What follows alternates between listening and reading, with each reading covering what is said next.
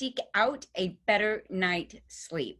We find that many patients will go to antihistamines, sedatives, any number of ways to get a good night's sleep, when really what we want to do is pay attention to sleeping natural. And that means paying attention to the way your body's cells receive their signals. The first question I have for you is, what signals are you sending your cells? Each and every one of our cells has a clock in it. And that clock can give you a night like this, right? Or it can give you a night like this. So Dr. Matthew Walker, an expert in sleep medicine and sleep mechanics, mentions, I love this line, human beings are the only species that deprive themselves of sleep for no good reason, right? The idea here is we are often trying to do too much on too little sleep, and we're burning, as you've heard, the candle at both ends. We are not creating a space for ourselves to be healthy. In fact, we are depleting our batteries, our energy, our reserves, our savings accounts each and every day. 1 in 2 Americans, so better than 50% of the population, is trying to survive on 6 hours of sleep or less. There's a percentage of them that are trying to do it on even less. And even when faced with the literature, the research that says the total number of people that can do well metabolically, right, hormonally, physically, mentally, on 5 hours of sleep or night, oh, you guessed it, it's 0. And yet, do the math with me. Studies show that individuals that are wakeful for 17 to 18 hours on a regular basis, so consistently staying up for 17 to 18 hours and trying to get by on just a handful of hours of sleep, that their waist circumference goes up, that their blood sugars go up, that their insulin sensitivity goes down. You know what else goes down? Their libido, while their inflammation through C-reactive protein goes up. We find that individuals that live on a daily basis, day after day, on 17 to 18 hours of wakefulness, meaning that they're getting a total of 6 hours of sleep or less a night, are finding themselves with extra pounds at the end of a year, 14 pounds to be exact. That's just how important it is for us to pay attention to sleep. It's just how important it is for us to be working towards better sleep hygiene. And that's why I want to talk to you about what was really making the difference, and that is your internal clock. I'd mentioned that your cells have little clocks inside them, and those cells are trying to figure out daylight and nighttime. And so when we disrupt our internal clock by staying up too late, waking up too late, using artificial light to keep ourselves awake, or being in front of a computer screen or a digital device into wee hours of the night, we're not sending the right signals to our clock. And that is hormonally disruptive, right? Because most bodily function is built off of a clock or a fluctuation of hormones, a fluctuation of body temperature, a fluctuation of several things that initiate a better night's sleep, weight loss, even hunger or satiety signals. So it's important that we understand that we are not steady state. We cannot, like a machine, just keep going and going and going without there being some cost. And the cost is fantastic. The cost comes in the form of endocrine dysfunction. It comes in the form of premature aging. It comes in the form of low energy, low productivity. So it's important that we pay attention to this internal clock. And it's not just one, right? A lot of people refer to the heart as a ticker, right? That's not just what we're talking about. We're talking about each individual cell. Well, it doesn't have photoreceptors on it, so it doesn't legitimately, can't really tell if it's light or dark outside. Although you should know they've done studies to find out if cells do in fact have photoreceptors, because they are so rhythmic, right? Because they pay attention to these 12-hour cycles, like a clock, so much so that researchers looked in to find out if cells actually have some level of photoreceptivity so that they can tell when it's light or dark. Well, this circadian rhythm is what we're talking about, right? Again, you are not steady state, right? You do not just go, go, go, go, go, go, chug, chug, chug, chug, chug, right? You have to have periods of relaxation and recovery, as well as periods of building up and activity. It's these rhythms, these up and downs that we refer to as metabolism, the building up and the breaking down. That is metabolism, right? Well, the light and the dark, the recovery, the rest, and the activity.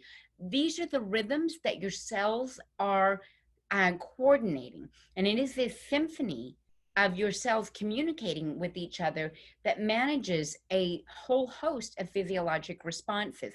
These include hunger hormones, sleep hormones, blood sugar hormones, sex hormones, hormones that dictate your metabolism. So often people will turn to low calorie diets to lose weight when really what they need to be doing is turning down the hallway, take a right, and jump into that bed, right? Ultimately, people need to be getting a better night's sleep if they want to rein in those hormones. They want to rein in the excess weight that they may be gaining. The whole idea is to make sure that we pay attention to the body's natural cadence, its natural rhythm, its natural metabolism. And when we respect nature, everything else falls into place. The problem, however, I can appreciate is multifactorial. It is far reaching because we've learned bad habits. Not only have we learned bad habits, we've got a lot of stuff to get done.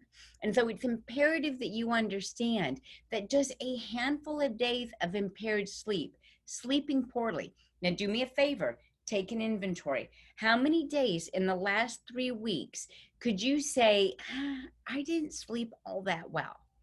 Now ask yourself, how many of those were consecutive days, right? Because it's important for us to take that personal stock and understand what our own insulation factors are. What are the things that are preventing you from getting a good night's sleep? It may be that you have too much stress. It may be that you have too much caffeine. It may be that you have too much sugar. It may mean that you don't have enough physical fitness in your life. Whatever it is, just a few days of impaired sleep, particularly a loss of slow wave sleep, right? This is at the fourth cycle of sleep that has been shown to have the biggest impact on deranged metabolism. Now, that deranged metabolism for different people kind of comes out different ways. For some people, it's inability to regulate their blood sugars. For others, it's inability to properly regulate their heart rate. For other individuals, it may be an inability to manage sex hormones or inflammation. There's a host of different ways that this impaired sleep leads to hormonal chaos or milieu. And so, what is the common thread? It's get a good night's sleep. So the question is, how do we do it without the antihistamines? How do we do it without sedatives? How do we do it without an interventional model, but more of a prevention model? Well, first, when it comes to prevention, I have to ask that you don't wait to do something. See, that slow wave sleep, that starts to decline as we age. And that is that reparative, that restorative sleep. But I think young individuals would be shocked to find out just how quickly they can start to see derangement in their slow wave sleep cycles. The decline of this deep sleep, as we refer to it, happens much earlier than you may think. Losses can occur as late as the mid or late 20s. By the time you're 30, you're starting to really go down that slippery slope. And by the time an individual reaches the age of 50, they've lost roughly 50%, right? The big 50 means a big 50 loss of deep wave sleep by the time an individual is 80. And I think that we can appreciate this because we've seen this happen in aging parents, in aging population, grandparents, maybe depending on your age, right? You've seen that they do not sleep as long as they did in younger years, right? That we start to see a decline in recovery, speed, and even productivity in some individuals. For some, it's physical productivity. For others, it's mental productivity. The answer, again, you guessed it, is let's pay attention to sleep hygiene and start working on a preventative model rather than an intervention model. Sleeping less than 7 hours per night, this is what I was talking about, has been associated with increased inflammation, specifically measured by high sensitivity C-reactive protein. Now, C-reactive protein is the primary biomarker for inflammation, especially cardiac inflammation. So it's one of the ways to say that the heart or the cardiovascular system is under duress. Sleep happens to be one of the ways that we can modulate our response to inflammation, including as it relates to our cardiovascular system. Blood sugar issues, those that do not sleep well or sleep less than 7 hours per night, meaning 17 to 18 hours of wakefulness, will have blood sugar issues to the tune of better than 40% reduction in insulin sensitivity and a rising, an increase by 30% of their fasting blood sugar levels. As a result of this, they see lower loss, or they see lower sex drive. They see a loss of lean muscle mass, especially as they age. Going back to those numbers I referred to, that lack of slow wave sleep often will lead to issues with aging, productivity, physical and mental metabolism or mental support, right? Cognitive well-being is often, as this is referred to. Your muscles dictate the volume of your brain, the reaction time and recovery in the brain. So those things like a loss of sleep and a lack of physical activity together are a double whammy when it comes to cognitive health or brain aging. Excess weight around the middle, um, that's something that comes on faster than I think people appreciate. While they're trying to target their calories, we maybe need to be talking to them about targeting their sleep. One of the reasons why this is so powerful to target your sleep over quality of calories. And what you didn't hear me say is forget about the food that you're eating. I'm just saying that derangement in sleep has a metabolic impact accelerated to that of poor eating habits. It takes decades for your dietary habits to cause harm. It literally only causes days for a poor night's sleep to start to create hormonal chaos in the body, to the tune of elevated ghrelin, which is a hunger hormone, and a decrease in the feeling fed hormone, which is referred to as leptin. Now, one of the things to pay attention to is that your fat or your adipose tissue is highly communicative, and it does this through chemical signals called adipokines or fat cell signaling. And leptin is a good guy when it comes to fat cell signaling. It signals other fat cells to stop maturing, to stop duplicating, to stop increasing in size. But if you do not get a good night's sleep, not only do you put a gag over leptin so that it cannot tell other fat cells not to get big or duplicate, it also will not compete with a hunger hormone called ghrelin. The solution to both of these issues, elevated ghrelin and low leptin, is a better night's sleep.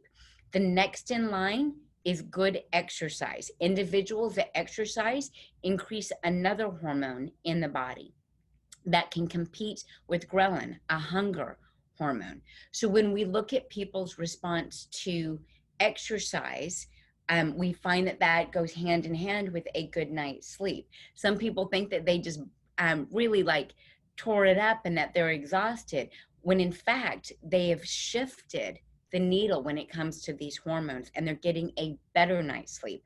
They're not just falling and hitting the pillow and falling asleep because of their extra physical work and demand. They've literally changed the ratio of these hormones by utilizing exercise, and now they are getting a better night's sleep. So let's figure out your personal inventory. What's keeping you up at night counting sheep? Maybe it is too much stress. If you don't sleep at night, your body will boost its stress hormones, making it far more difficult for you to achieve a better night's sleep. Some people will refer to this as a fragmented night's sleep. they'll say that they don't have trouble falling asleep, quite frankly, because they are exhausted from all the stress during the day, but they're unable to stay asleep at night. And that has a lot to do not with these hunger hormones, but the way stress hormones, cortisol specifically, works in the body. When cortisol levels are high, melatonin is low, right? So when we start to introduce other things into the hormone cycle that also disrupt melatonin, like artificial light, digital devices like a TV in the bedroom, a tablet, a phone, even blue light from your alarm clock or your watch. These are things that can disrupt melatonin in a stressed individual enough that they never create that peak to help them not just fall asleep, but maybe more importantly, stay asleep. And added stress throughout the day has kept their cortisol levels high. And as a result of that, it was even harder for their melatonin to kind of come over that bump. And this is a continuous cycle of elevated cortisol, lower melatonin. What you should know is that over time, low melatonin levels only lead to not just more issues with cortisol being elevated, but melatonin is a brilliant antioxidant for the brain. And so when we think of cognitive ability, when we think of reaction time, when we think of memory, these are all things where melatonin played a critical role in the health of the brain. You know where else melatonin plays a critical role? In the health of the gut. Have you ever had someone say to you that they feel anxious and they'll touch their stomach? Right? So we need to also appreciate that when there's stress here, right? And we often will ask as practitioners, which came first, the chicken or the egg, right? Did the stress start here and I can't get it out of here? Or did the stress perception start here and now I'm feeling it physically here? Well, the solution, better night's sleep and elevate your melatonin, right? Which brings us to caffeine. What are some of the other hormonal disruptors? Caffeine has a half-life of 6 to 7 hours, which means um, an individual that is having a cup of coffee, which is just about 80 milligrams of caffeine, at noon will have half of that still circulating in their body at midnight that night, right? So what we're looking at is a half-life of 6 to 7 hours. So half again as much in 7 hours, half again of that in another 6 hours, meaning a quarter of that caffeine is still circulating in the body at midnight. Caffeine is thermogenic. It's not just initiator of excitatory responses or stimulation. It also happens to be thermogenic. And when we do not lower our temperature at night, right, we do not end up having a good night's sleep. So there's even some very practical things you can do about sleeping temperature to help you get a good night's sleep. The first of which is don't take thermogenic herbs, don't take thermogenic or stimulating drinks before bed. How many of you, be honest, have a cup of coffee at the end of dinner? There are a lot of people that's part of their ritual. Maybe they are able to say no to desserts after dinner when they're out to dinner, but maybe they're not saying no to that cup of coffee. Maybe that's the way that they have their social hour with people that are eating sugar, right? What about that hyperstimulation? Well, it's definitely impacting your melatonin. It's impacting actually a number of different photoreceptors in the back of the eye that would prevent you from getting a good night's sleep. What I think people don't always pay attention to is the numerous ways that they get overly stimulated. And there are a lot of people that will tell me that they turn their TV off or they don't turn their TV on at all, but don't realize how much YouTube, Facebook, even Netflix that they watch on a tablet or a phone, and don't appreciate that as screen time. Sometimes because it's work related, right? And then this half of the night, it is their relaxation time and they need to decompress, but they'll tell me, I didn't turn on the TV. And so then we have to kind of uncover, where are the other places where you're getting some of this stimulation, because we need to understand that neurotransmitters that help us feel alert and productive during the day cannot be in any elevated state at night if we want to fall asleep. And so I want to talk to you about another good cadence that we need to pay attention to. We've talked about leptin and ghrelin. We've talked about cortisol and melatonin, right? Now I want to talk to you about norepinephrine. Some people would refer to it as adrenaline, and then serotonin. Well, these are in direct opposition to each other. And while it is absolutely critical for the health of the brain and the health of the body, the health of reaction time in the brain, that we have a balance of both of them. You don't want too much of one and not enough of the other. But norepinephrine, as an excitatory neurohormone, tells the brain to keep us alert and focused. It's one reason why people reach for coffee drinks, and another reason why I tell people to reach for amino acids like those that are found in Turn Up, because we get some of the same balance and alertness, productivity that you would otherwise get from a caffeinated beverage without having a quarter of a cup of coffee in your body at midnight and your temperature's elevated, right? But one of the benefits to using amino acids for brain excitation instead of caffeine for brain excitation, or other amines for brain excitation, is that these amino acids can easily transition themselves into serotonin.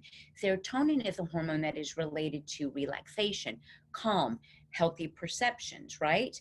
And so what we want is a balance of both mental focus and mental relaxation. And amino acids tend to be one of the better ways that you can do that. Just the right amount of serotonin can help you achieve sleep. But if you are overly stressed, you'll burn through your serotonin too quickly, meaning that you want to replace some of the building blocks of serotonin, things like amino acids, B vitamins, magnesium, so that you make sure you have a good, what I refer to as WELL, a savings account, let's do it like that, of the building blocks for serotonin, so you can call on them when necessary, because the smallest amount of norepinephrine will produce wakefulness, that kind of alertness. And that's why it's important to use things like amino acids to create sleep, over things like sedatives, which do not counter or balance the norepinephrine and the serotonin. At the end of the day, our goal should be to consume foods that are helpful, that allow our body to have this balance of norepi and serotonin. Some things that come to mind right out of the gate are going to be things like avocado, nuts and seeds, bananas. These are all great ways to start feeding in to a good amino acid pool that allows you to create a healthy night's sleep, but also stay productive throughout the day. We are looking to sync up your cells' clocks. Every one of the hormones we've talked about, brain chemicals, as well as their cofactors, which is why I bring amino acids into the play here, need to be in balance for your cells' individual clocks to run on time and in sync with each other, right? So we're going to focus on what supports melatonin production and what inhibits melatonin production. A key player in the body's rhythm, circadian rhythm, syncing up those cells, is to regulate melatonin, because melatonin in turn regulates hundreds of genes and the way they express. One of the things that we want to pay attention to is that increased melatonin production is tied to day and night cycles. And so we want to pay attention to creating a healthy environment for melatonin. This means when the sun goes down, only lamp light goes on. Don't let overhead lights go on. That kind of cadence, that kind of incandescence is what I'm trying to say. That type of bright light, artificial light, stimulates photoreceptors where we're not able to create melatonin healthfully. But that dimmer light, that lamp light, that covered and muted light tends to be less offensive to photoreceptors in the eyes and allow melatonin to slowly start to creep up.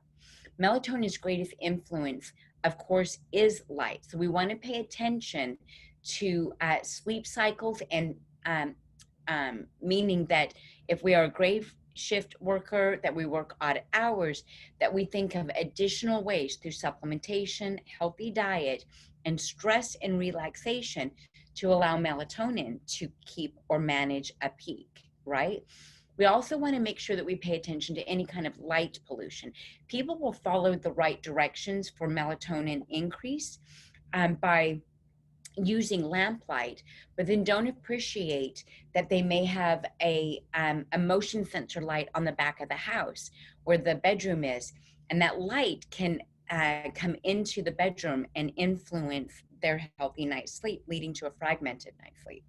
We find that the same individuals may feel like they're doing all the right things front of house, but when they go to bed, what I'm going to refer to as back of house, aren't taking other neurostimulatory devices out of the bedroom, like a TV set, a clock with bright neon green or blue light, and that they continue to look at their phone before they go to bed, or a tablet. Many individuals will read on a tablet, and that is not the place to be doing it, right? If you do read on a tablet, you want to create a low light tablet, and you want to be doing that in a living room or a reading room. You don't want to be doing that in your bedroom. Your bedroom is meant for sleep, and your bedroom is meant for sex. So you do not want to add in a bunch of other activities in that room, confusing the cells, confusing our clock, right? We need to make sure that we are sending the right signals, and we know that when we go to that bedroom, it is time to go to bed, right? But melatonin secretion goes way beyond helping us get a good night's sleep. It also, in preparation for a good night's sleep, suppresses insulin. And this is why it's such a powerful way to talk about obesity, is through a healthy night's sleep. Because if your insulin levels are suppressed, you have little defense when your blood sugars go up.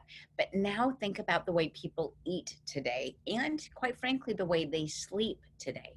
Their hormones may be doing what they're supposed to be doing to help an individual go to sleep and suppress that insulin. But if you don't go to sleep, you eat late at night, you eat sugary foods late at night, your insulin is not in a position to be able to help you manage that blood sugar. And now we're going to start to have bigger issues with sleep habits. We're going to have bigger issues with, again, stress hormones, or just this hormonal chaos that happens as a result of what? Our melatonin being low and our sugar being high. If our stress is high, there's a good chance that our cortisol is high, and therefore our demand for sugar is high. But when melatonin tries to help us get a good night's sleep and suppress that insulin, we find ourselves with this disparate place with our hormones, all because we're not getting a good night's sleep or paying attention to mindfulness that will help us manage our stress. And that just leads to an elevation in our hunger hormones, or a decrease in our feel fed or feel full hormones. And that hormone is called leptin. Getting a poor night's sleep means that leptin levels are even lower. So individuals that carry extra weight, whether it's due to a poor night's sleep, a poor diet, or poor exercise habits, tend to have a harder time controlling their leptin, making supplementation a powerful place to be to repair metabolism. The first step, though, is to create an environment where you can get a good night's sleep, because individuals that do not sleep well end up being leptin insensitive. Blood sugar. Now, that's an enormous issue. Chronic elevated glucose, we've already noticed, plays a role in elevated stress, elevated hormones. Ultimately, we end up seeing that cortisol, leptin, all of these things are playing tug of war in the body. You may be surprised to find out that your blood sugars being elevated is not just an issue with your blood sugars being elevated, but also may affect brain volume. Fasting blood glucose is linked to loss in brain volume, memory, and even cognition.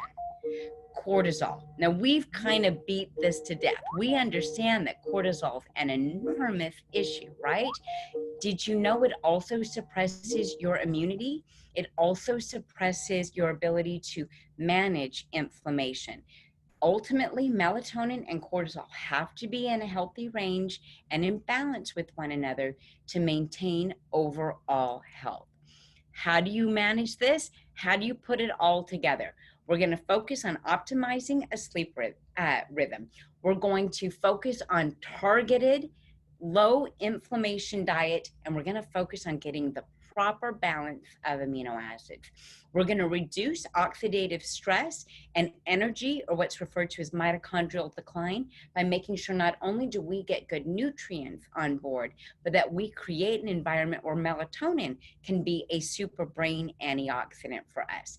I want you to work on maintaining blood vascular fitness as well as muscular fitness by adding in a fitness routine. But we're going to start with being metabolically flexible before we ask you to be physically flexible. And to do that, you need to make sure that you've got the right nutrients on board to recover and relax. So your first step is create a healthy sleep routine. From there, we're going to turn down the lights and the temperature at night. Lower temperatures at night improve production of sleep hormones and can reduce concerns that we have with fragmented sleep. We're going to remove the TV from the bedroom because we know that blue light or light pollution interferes with our ability to create melatonin, and it only wreaks havoc on other hormones, elevating blood sugar potentially, and definitely elevating norepinephrine and cortisol. We're going to practice some deep breathing. We're going to work on rhythmic breathing to create a better space. Some people refer to this as a better body awareness, a mindfulness. Regardless, this is the right environment to create a healthy anti-stress environment. And then we can talk about pairing other botanicals that repair metabolism on top of it, but you've got to have the right foundation. The benefit to deep rhythmic breathing is it can manifest an enormous change in as little as 3 months. For everything else, there's supplementation, magnesium, and I would say many people will pair this with calcium. TLS Acts or Bliss, both anti-stress or adaptogenic formulations. Turn down getting the proper magnesium, calcium, and amino acids paired together to help you get a good night's sleep. The benefits of melatonin in a supplement form in prime dreams, and many people will utilize cannabiquin by supporting the phytocannabinoid or the endocannabinoid system. Many people find relaxation that allows them to get a good night's sleep without fragmented hours. Magnesium is critical to performance of the brain, critical to sleep enhancement in the body and the brain, because it is the major equalizer between melatonin, serotonin, and dopamine. It is the equalizer between I've got to get stuff done during the day and I have the capacity to relax at night. Isotonic magnesium contains 2 different types of magnesium citrate and magnesium glycinate, both critically important for the balance of neurotransmitter production so that we have productivity throughout the day and the ability to relax at night. Magnesium is one of the first lines of defense towards a better night's sleep. For people that are just looking to take or put metabolism on the right road, they're going to use magnesium. Sometimes people will need something stronger, and that's why we've created adaptogenic formulas as well as the isotonic essentials turn down. Now, one of the things that I want us to pay attention to when it comes to magnesium is that magnesium is critical and intimately linked to melatonin's production. Certain forms like those that we have put in the isotonic magnesium, specifically the citrate and the glycinate form, are considered some of the best forms of magnesium, and that also allow magnesium to be very gentle on the stomach. Some of the benefits, of course, is getting a good dose at 400 milligrams. This product is taken 1 cap in the morning and 1 cap at night. For those that find that they do well on just 1 cap, it's recommended that they take that cap at night. For those that need more muscular performance or muscular relaxation, they'll find that they do very well by using magnesium during the day. Ultimately, the goal of magnesium is to help you achieve natural sleep, right? The goal is to augment that natural neurotransmitter production with the benefits of magnesium that your day-to-day life is likely depleting from you. If you're anything like this woman, you need more magnesium because just the act of being in front of that blue light, that close to her eyes, is depleting or running through her savings accounts way too quickly. And that means she's not likely to create serotonin in a proper amount to help her get a good night's sleep. If she can't make serotonin with the help of magnesium and other neurotransmitters, then she's going to have a hard time not just managing serotonin and perception of the stressors around her, but she'll never be able to make melatonin. See, L-tryptophan and magnesium collectively support the body's production of serotonin. And then from there, serotonin ultimately makes melatonin. And the smallest bit of stimulation, like that TV or that iPad, the tablets, can interfere with our ability to make melatonin. If we're overly stressed, we'll use our magnesium and L-tryptophan to manage the stress in our lives and not our sleep cycle. And that's why it's imperative, in addition to a healthy diet, you also consider adding amino acids like L-tryptophan in a supplement form. It's been shown to be beneficial in sleep complaints, especially in improving sleep quality or improving that slow wave, deep sleep, and REM sleep cycles. Many individuals that find that sleep doesn't come easily to them because they wake up hungry. And they do find that L-tryptophan, clinical studies do show that L-tryptophan can be hugely beneficial in managing appetite or sugar cravings. In addition to that, because so many women, especially menopausally, but men as well, through andropause or what's often referred to as somatopause, they'll tend to notice that their hormones are so fluctuating that they get fragmented sleep. And this is another place where L-tryptophan can be of benefit to them. It's an essential amino acid that can manufacture serotonin. That ultimately is going to send some of those calming signals to the brain so that melatonin can go up. Norepinephrine is nowhere in sight, and we don't have to worry about that pesky cortisol. Now, melatonin doesn't get created from L-tryptophan alone. You need to have a diet full of alkalinizing vegetables, right? So that you get your calcium and your magnesium, your iron and your B vitamins. We want to make sure that you're getting plenty of B6 and vitamin C, not just magnesium and calcium, to meet your metabolic needs or ultimately your melatonin needs, right? And that's why we created Turn Down the way we did, with all of these critical components to help L-tryptophan help you get a better night's sleep. We built the product to target 3 areas of sleep reduction so individuals would see less time to fall asleep, right? And improved sleep duration, less sleep fragmentation, and supporting restorative sleep, meaning that they are more likely to wake up feeling refreshed or ready for the day. When you need additional support, this is where adaptogenic herbs come in, or maybe even supporting the endocannabinoid system comes in. And that's where we have cannabiquin. Individuals that find themselves needing extra space, right, or extra support are going to be those people that when I ask, can you go back over the last 3 weeks and really take a good inventory of your sleep? They'll say, there's not a night in the last 3 weeks where I feel like I got a good night's sleep. These people might need added support. Individuals that are going through a difficult time, may have a lot of mental, emotional instability, may need added support to get a good night's sleep. Those that don't just wake up with carbohydrate cravings would kind of define their eating habits as one big carbohydrate craving. These people will do very well with adaptogenic herbs, especially if one of the ways that they respond to carbohydrates is by falling asleep when there are consequences to falling asleep, meaning during a work day, right? Where you're losing productivity throughout the day, but you don't get a good night's sleep at night. What can you expect from restorative sleep? Mental well-being, the ability to be more productive the next day. Multitasking is going to be your middle name.